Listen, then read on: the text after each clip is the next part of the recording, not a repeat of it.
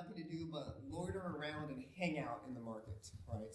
These worthless fellows, these ne'er-do-wells. So they gather these men, and what do they do with them? They form a mob and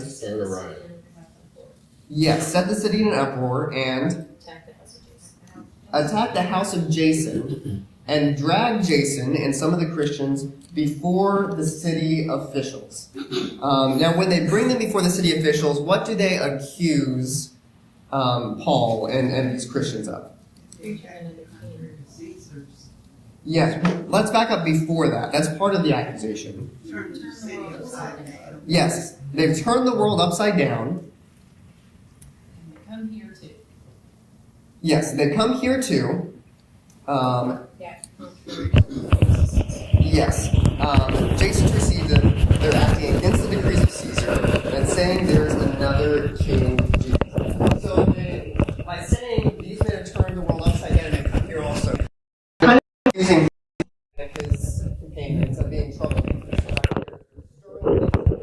Which is kind of interesting because who's the one who's stirring things up in the text? Right. It's the Jews who stirred up a mob, right? So they accuse Paul of trying to turn the world upside down and of acting against the decrees of Caesar. Now, the decrees of Caesar, they were kind of like our executive orders. They'd have the force of law. Caesar could decree whatever he wanted. And among these decrees, Caesar decreed that you shall not speak of the emperor's health, death, or imply the end of his reign. Now, in saying that there is another king, Jesus, what does that say about the reign of Caesar? It implies the end of his reign, right? Or at least that he has competition, right? Now, obviously, Paul and Silas and Timothy are not preaching that sort of earthly kingdom, but you can see how easy it is to twist those words to make it sound like that. If you're one of these city officials, and recall here we talked about this word being politarchs. This is like a specific Macedonian office that we don't really find anywhere else, and that Thessalonica was allowed to have these politarchs because they had that free city status and they were allowed local autonomy and rule, right? So if you're one of these politarchs, how do you feel about this message? What might be going through your mind? Puts our free status in jeopardy. Right. It puts our free status in jeopardy. Remember, what did we talk about with the history of Macedonia? They were good at flattering. They were good at flattering, right? They knew how to, flatter Caesar, flatter the people above them to get what they wanted. And what else? What's Macedonia known for? Rebellion. Right. Rebellion is sort of like the key thing that Macedonia did to Rome over and over and over and over again, right? I think we talked about there were 4 Macedonian wars, and that doesn't even count all the little rebellions that pop up. So there's reason for these rulers of the city to be a little concerned about somebody coming in preaching a king other than Caesar, right? And so how do these rulers respond? They find Jason, I'm sorry, Okay. and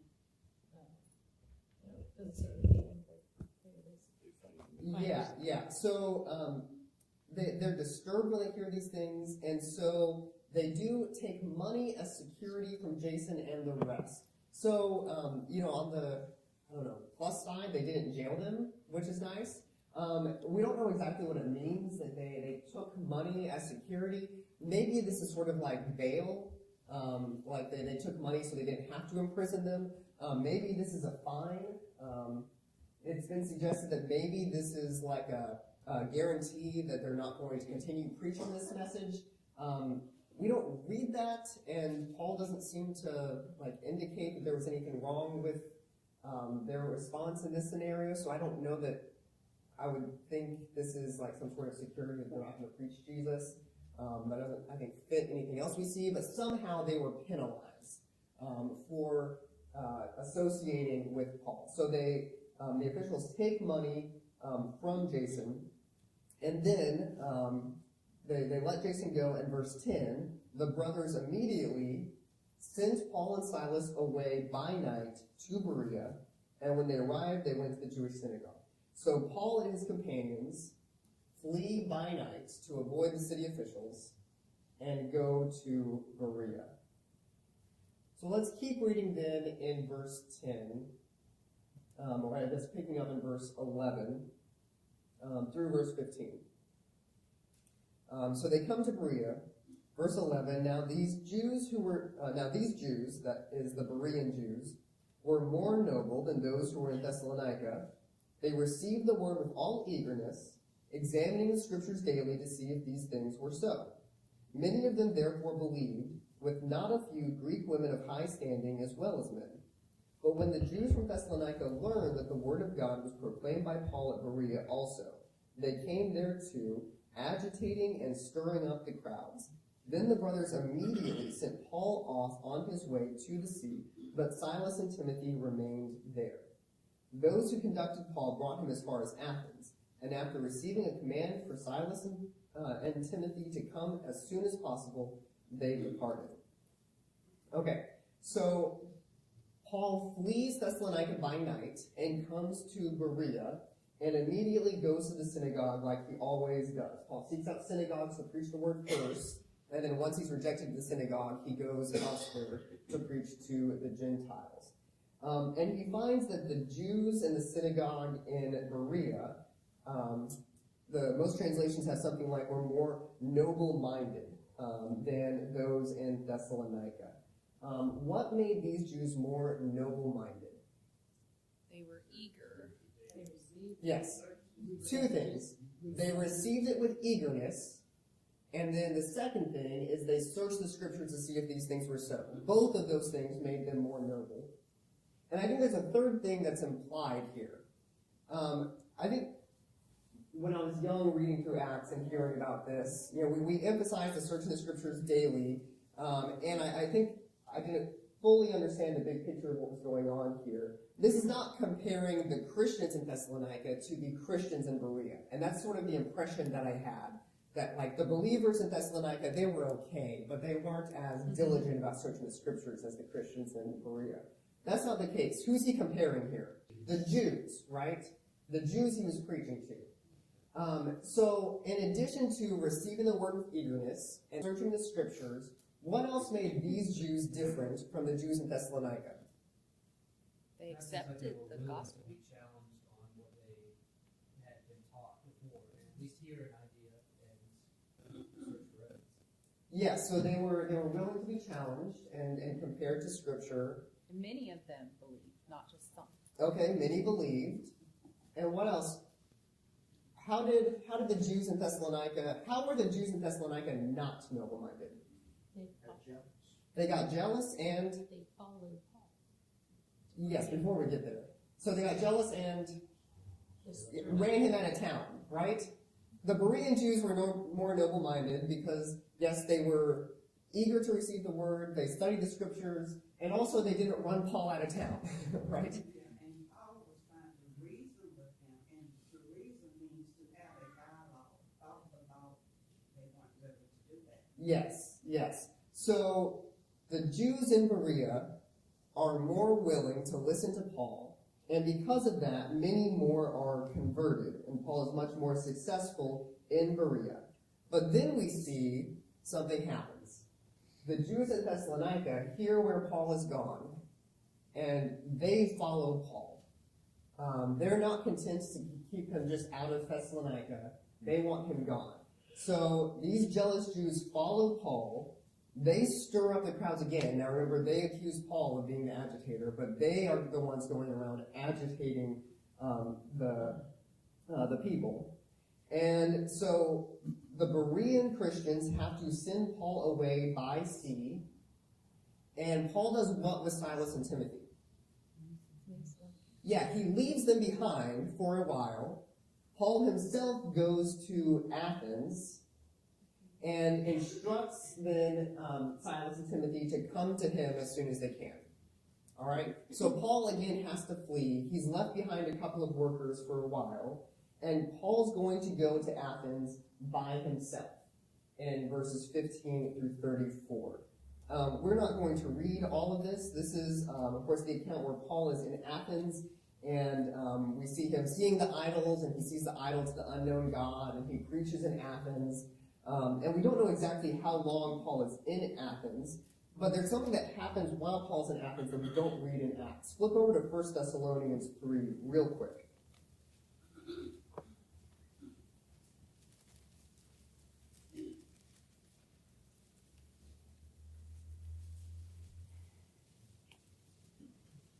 We know that Paul has instructed Silas and Timothy to come to him as soon as they are able.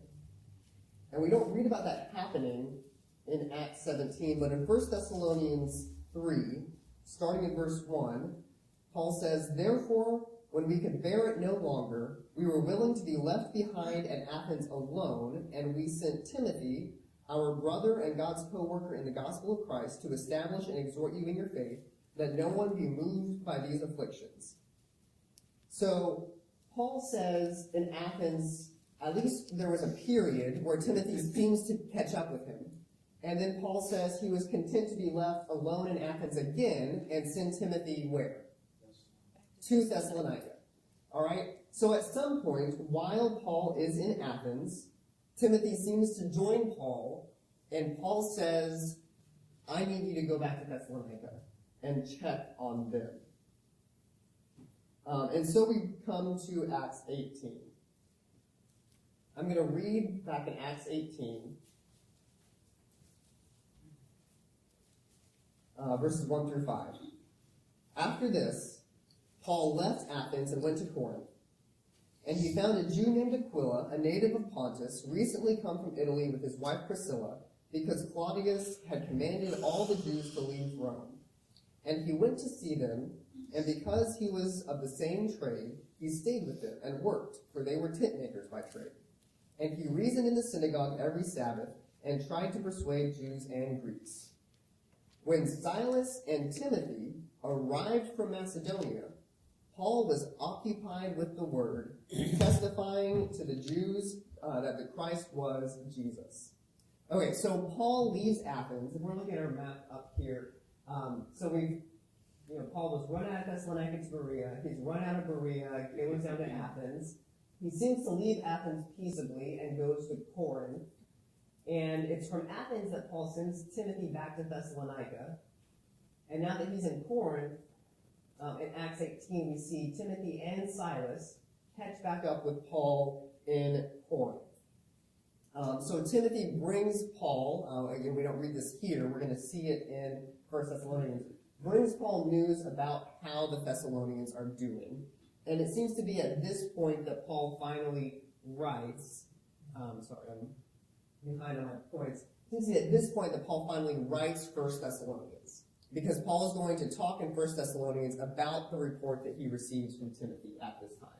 So Paul likely writes 1 Thessalonians while he's in Corinth.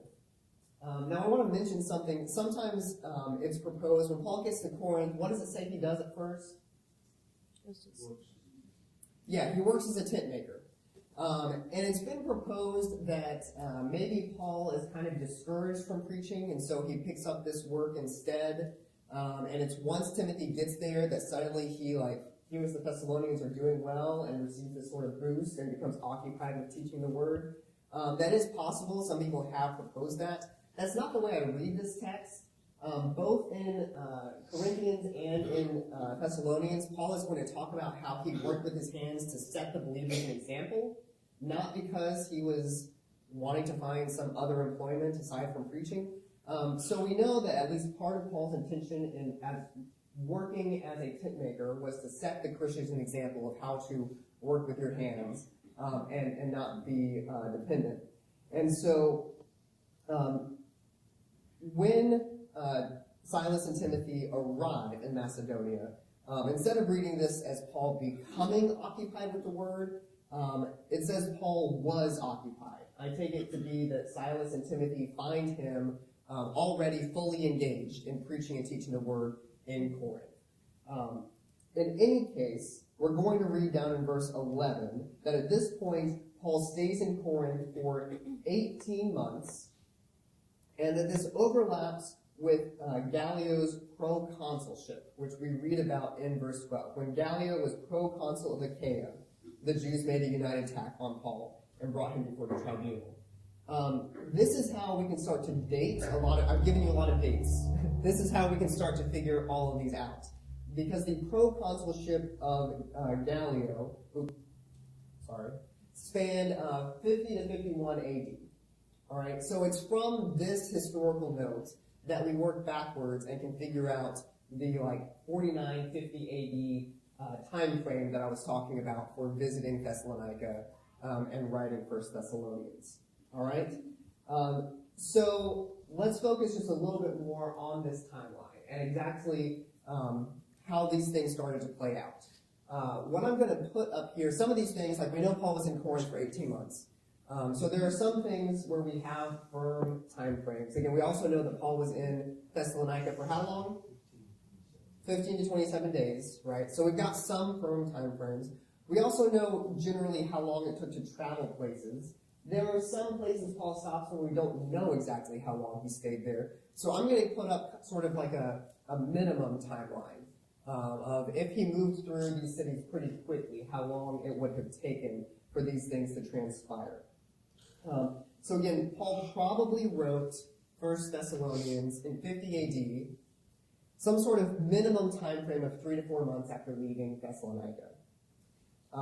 We know it takes a minimum of about a week to travel from Thessalonica to Berea. That's the first place Paul goes after he goes to Thessalonica. So it takes a week to travel there. We don't know how long he was there, but again, at a minimum, we're 1 week later. We know that Paul goes from Berea to where next? Athens, and he goes by sea. And it takes about 3 weeks for them to go from Berea to Athens by sea. That's how long the traveling takes. Again, we don't know exactly how long he was in Athens, but from Athens, let's see, we have Timothy, this yellow wasn't a good choice. Sorry. This yellow arrow that you have to imagine is Timothy coming from Berea to Athens. So we know that Timothy meets Paul in Athens. And then we know Timothy is going to be sent to Thessalonica. So we have another arrow of Timothy going back to Thessalonica. Again, it's going to take about 3 weeks for Timothy to go back to Thessalonica. Paul is then going to move on to Corinth, and that's where Timothy is going to finally catch back up with him. It's going to take about 4 weeks for Timothy to travel from Thessalonica to Corinth. All right? So, again, we don't know exactly how long Paul was in some of these places, but at a minimum, we've got a few months that transpire between when Paul leaves Thessalonica and when he's finally able to write the letter of 1 Thessalonians. Okay, could be a little bit longer. These are rough estimates. So to recap Paul's experience in Thessalonica. Paul arrives in Thessalonica from Philippi, where he's just been released from jail. He spends 3 weeks in the city preaching in the synagogue that the Jewish Messiah has come, was killed, and was raised from the dead. And although some Gentiles and a few Jews join him, he's generally rejected by the Jews. A riot gets stirred up. The leaders of the city punish some of the people who helped Paul, and then Paul and his companions flee the city under cover of darkness. Paul goes to a nearby town of Berea, where again there are riots, and again Paul has to flee the city. And it's been several months at this point, and Paul has not returned. If you are a Thessalonian, what might you think? He's deserted us.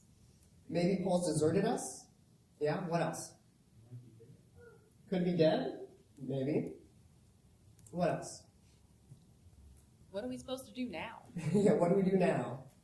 Good. Anything else? Is what he taught us real.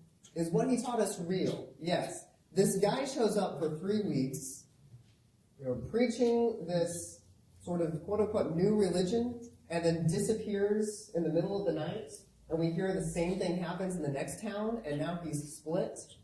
Like, was he for real? Or was he just stringing us along, right? Is this guy a good guy or not? Do we really know him that well, right? There are all these questions that I think would be reasonable for Thessalonians to ask. Now, if you are Paul, on the other side, what might you be worried about? Did the seed I planted grow? Were the people hurt? Were the people hurt? Right? Yeah, the Christians, the last thing Paul knew, they were getting drugged before the politarchs, right? What else? Is this going to be a continuing pattern of wherever I go, I'm going to be chased out? Okay, yeah. Am I going to keep getting chased wherever I go? Sure. What else? Yeah, well, was the Macedonian call a good idea? Yeah. Yeah, I had this vision. Yeah. Andy? Right. Do they still have any confidence in me or in my message? Do they think I'm a charlatan? Again, did the seed I planted grow?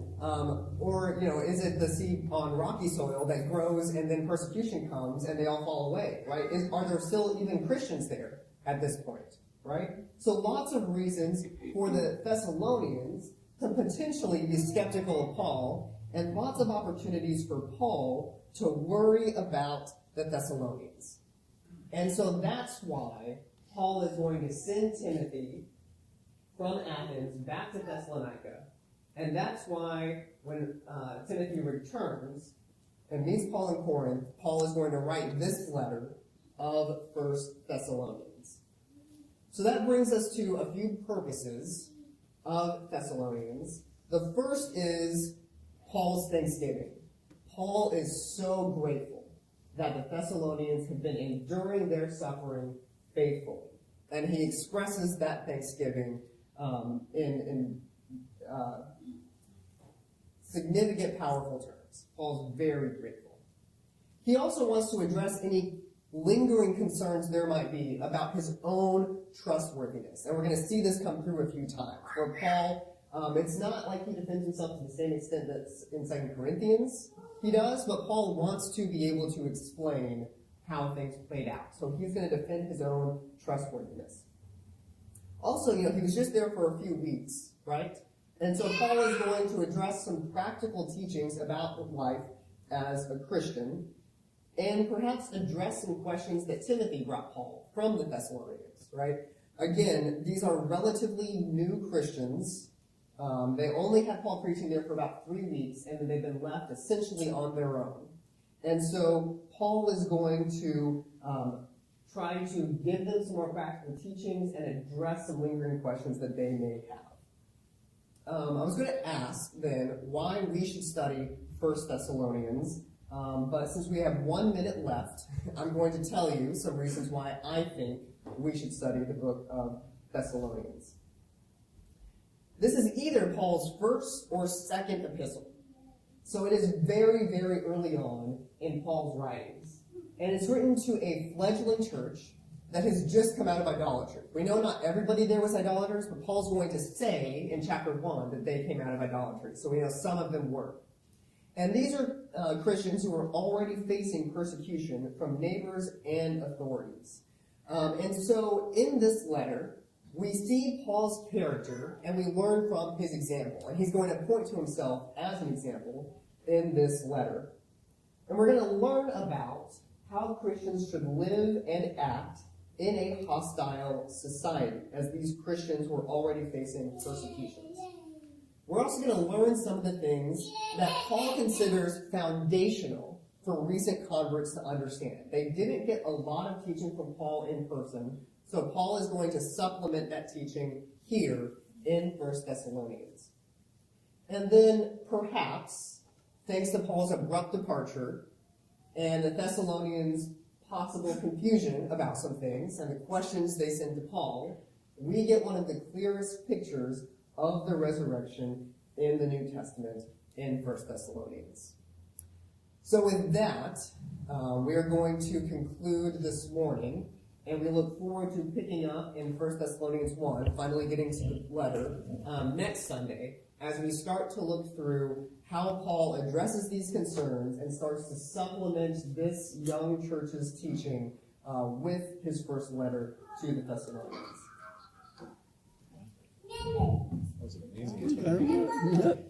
Okay, every time that one.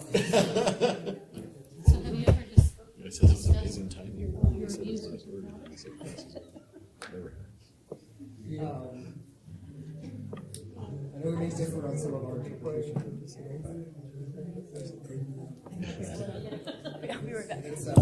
it's interesting. Yeah, again, there are commentators and scholars who will take you view, and I think it's important to acknowledge those, which is why I try to, instead of just saying this is the way it is, say there are some who say this, and I think this. I think that there's probably less very Tom Holland. Right. He's very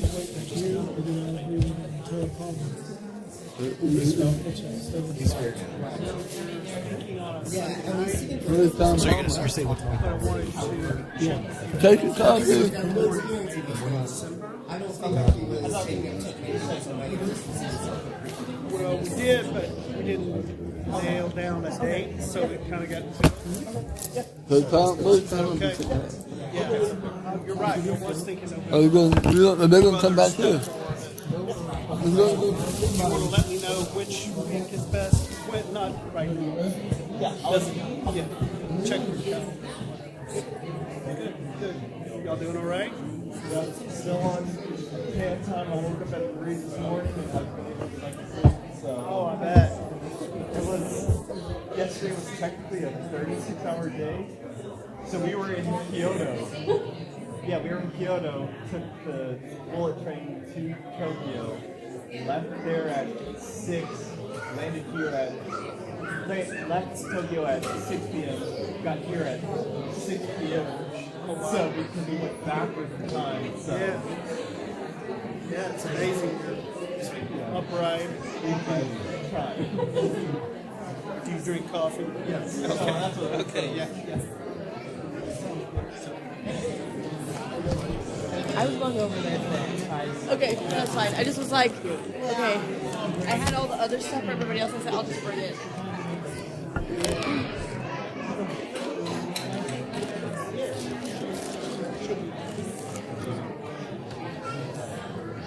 You're good. Yes. Yeah. Yeah.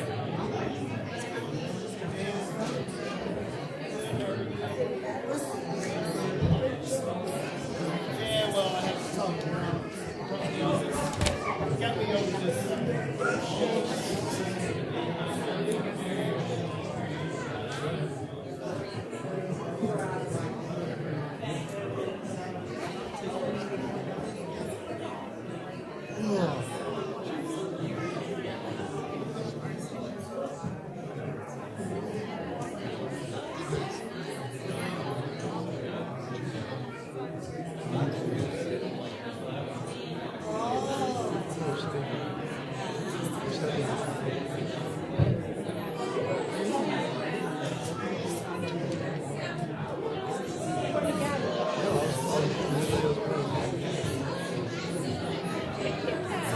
On days that I don't say.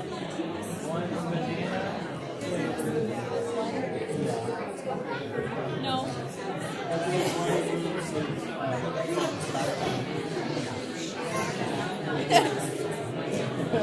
Is it this one? Yeah. Another one is Yeah. What does that taste like? it's really good. I saw the sauce. I was like, where's that? I'm excited to try these. So is the chocolate part the flavor? And then are you tired? Don't yawn in front of me, Donovan.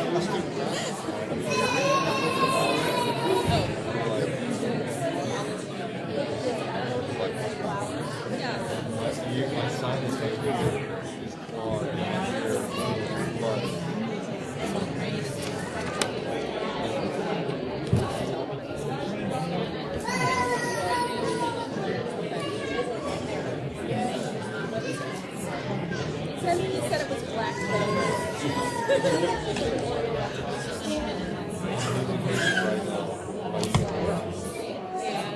You guys have the picture. Guys.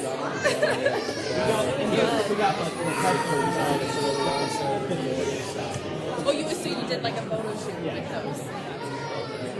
That's very cool. And you made rings, is that what it? That's so cool. That's fun. Yeah. I saw it that you posted the one with the jig and the heart, and I was like, stop it. I would do that. That sounds like fun, like ring making. That sounds fun and fun.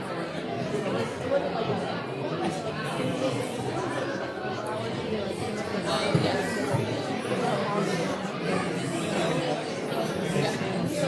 Or you're like, oh, I can't do this by myself. They didn't expect it to be. Yeah. We're like, listen, I made this one. I think I can handle it. I would do that. I mean, they did those ones here, right? America. I said they're making one in New York. That's something that was like, yeah.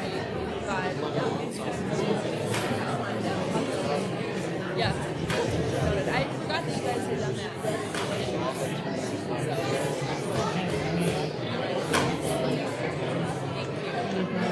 Penny walks up to me. She's like, "What is that? Is that for me?" I said, "No." I was trying to like. She didn't do that. She grabbed for She it. did, yeah.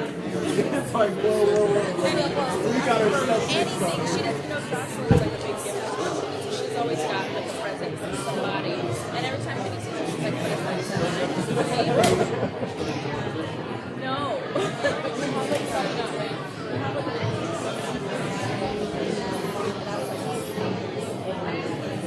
Right.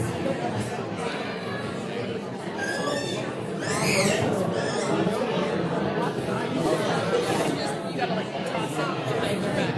No. Yeah, no, that's different. Well, is he still not allowed?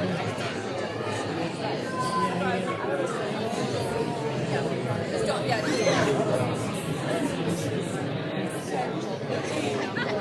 Alright, well, wearing heels, which I got these for Zane's wedding, but I had to see it because I had before that, so. Thank you. I'm gonna eat these by myself. I will, yeah. I'll take a little video, a taste test video.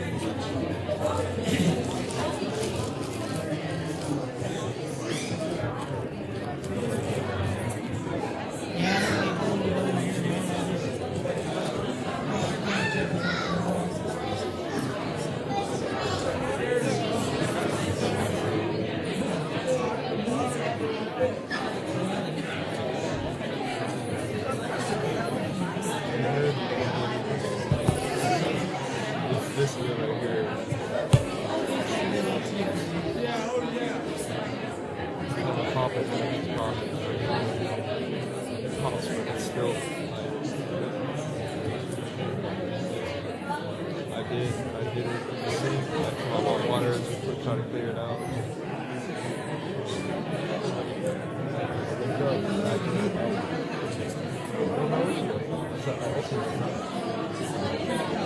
I was like 50. I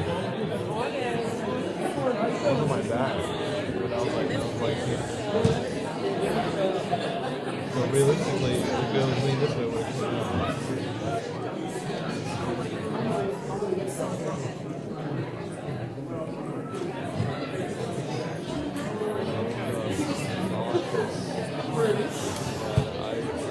Let me tell you.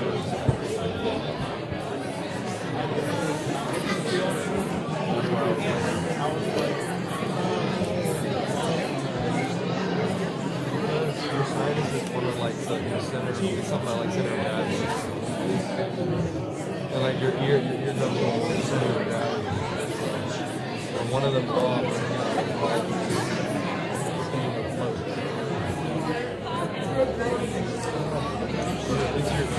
that's why when somebody like does that, like you see like you're upside down.